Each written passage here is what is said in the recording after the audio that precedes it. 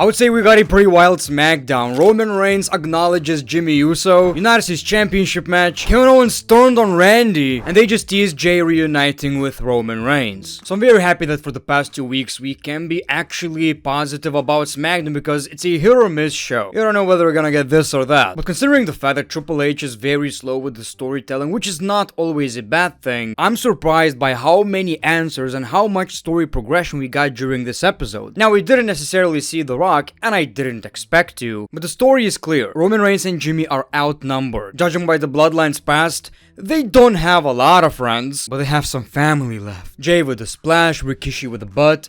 Sounds like a good plan to me. So welcome back to Greatness of SmackDown, everybody, and Jimmy Uso kicked off the show. He talked about how Solo got him injured and warned Sikoa that he plans on beating him down. Roman comes out and this was actually shocking. Roman showed appreciation and even told the audience to acknowledge Jimmy Uso. Like I've said during my Bloodline review, character development. Roman Reigns is finally realizing he needs help. Jimmy said, "You never asked me for help, but you needed it, and I came out." At the end of the day, they're family. Roman talked about the days of the bloodline. They're still the GOATs. They're still the ones. Jimmy says we're not. We're a tribal chief without a tribe. We're outnumbered, and I know one person who could help us. Everybody's chanting yeet, and Roman says no yeet. No yeet is kind of a meme in the WWE, but for the first time ever, it was actually said in a serious tone. Like, it was a serious moment, right? Jimmy says, "You're still the tribal chief, but I'm the only one acknowledging you these days." So Roman has a lot to think about. WWE are absolutely cooking with this one. The fact of the matter is, we will see Jey Uso at Survivor Series. He is going to be a part of this team, and maybe Sami Zayn will also be a part of this team, and I thought that's because he respects Cody, but Cody might not even be in this match. Cody is busy with the Orton and Kevin Owens stuff. So maybe it's going to be Sami who's going to be in this team, not because he respects Roman, but because he wants to help Jay. People, it absolutely amazes me that to this day, they can still give us so much interesting stuff when it comes to the bloodline. We thought this story is over, like 50 times already, and it's still the most interesting thing on television for how many years now? Cody thanked Jimmy Uso for the help, and Jimmy again was acting like a babyface. Take it as a favor, but don't expect any. Oh, and you're doing great. Man, everybody be touching Cody's thing. The championship. So when it comes to the Survivor Series members, that is the only question left to me. Well, the question is, will The Rock be there? But also, is Cody going to be a part of the team? You would kinda think so, since obviously they're building to a WrestleMania match, and it's gonna involve Cody, Rock, Roman in some shape or form. So that would be a great way to build this rivalry. There's Carmelo Hayes versus LA Knight for the United States Championship. By the way, this injury might be legit. When you show it like that, okay, I'm buying it. And that sucks. That really sucks. I love this match. Obviously, Carmelo Hayes versus Andrade is one-of-a-kind chemistry in the WWE, but this was kind of different, so I was really excited to watch Carmelo Hayes in a different type of match, and boy, that finish was absolutely beautiful. So obviously, LA Knight retains the WWE United States Championship. You know why I'm glad? Not only because I want LA Knight to have a lengthy United States Championship title run, but also, Carmelo Hayes threatened us. Yes, the fans.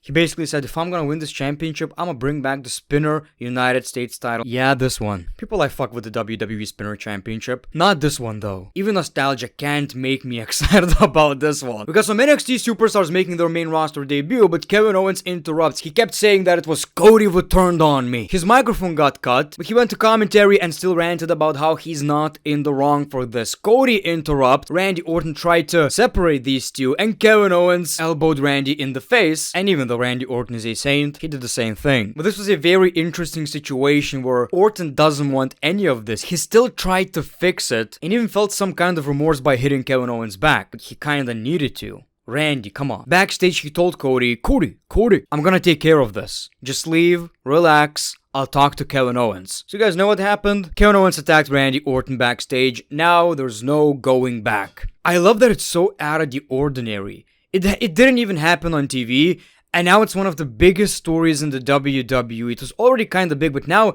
I just can't wait to see what's next. This is the most interesting thing Cody is doing with the WWE Championship title reign so far. I wouldn't be surprised if at one point it's going to turn into some kind of a triple threat match. It was also hilarious when Nick Aldis said, look, Randy being the voice of reason, Who would have thought? So we did get the WWE Women's Tag Team Championship match, and this was very, very short. Obviously, they retained. Chelsea and Niven were watching the match. Probably the next contenders for the championship. So look, lately we're seeing a lot of NXT and WWE main roster crossovers, but I gotta be honest, I'm far more excited seeing main roster people on NXT, which is a show I kinda watch right now, than seeing NXT guys on the main roster. That's kind of a thing that a casual would say, right? The build to Crown Jewel is going to be very, very generic because Nia Jax talked about Liv Morgan, how she is going to win the match, and then you, Tiffany, are going to cash in on Liv Morgan and not me. Then we got Naomi, she wants to face Nia wants to face her too. We see Liv, Dominic, and Raquel. It's very, very generic, so we got the match, and of course, with the help of Liv Morgan, Nia Jax ate the pin, which is good, doesn't hurt Nia's credibility, and definitely helps Naomi because she's been losing way too much anyway. This is gonna be very generic for both this rivalry and Cody versus Gunter. This is like it's not even a dream match, really. My dream match, Stone Cold Steve Austin versus CM Punk and Nia Jax versus Liv Morgan. That's the match I'm craving for. That's the match I'm losing sleep over every night. I go to bed and I pray, God, please, Nia Jax versus Liv Morgan. That's the match I want to see. Now, that's not necessarily true. Maybe. Well, maybe I am praying for that. Whatever I'm trying to tell you, it's gonna be very, very, very, very basic.